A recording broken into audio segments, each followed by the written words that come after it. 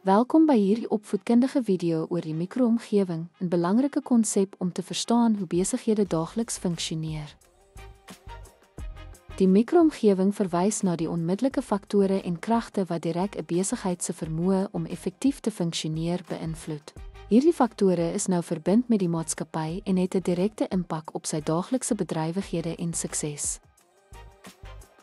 Kliënte is die belangrikste element van die mikroomgewing, aangesien hul voorkeure en behoeftes die produkte of dienste wat 'n besigheid aanbied, beïnvloed.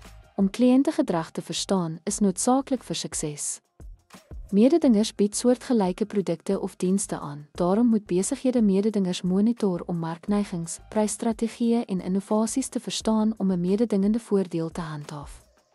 Verskaffers verskaf die nodige grondstowwe, komponente of dienste wat nodig is om produkte te skep.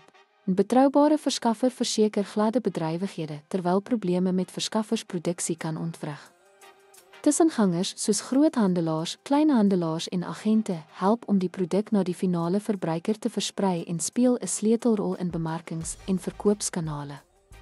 Die publiek is groepe wat die besigheid kan beïnvloed of daardeur beïnvloed kan word, insluitend die media, plaaslike gemeenskappe en finansiële instellings.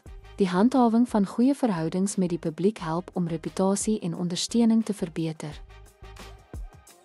Die mikroomgewing bestaan uit sleutelveranderlikes soos kliënte, mededingers, verskaffers, tussengangers en die publiek.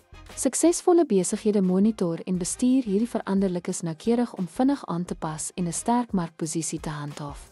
Dankie vir die kyk. Hou aan om die dinamiese wêreld van sakeomgewings te verken en onthou, 'n suksesvolle besigheid begin met die begrip van die wêreld direk rondom dit.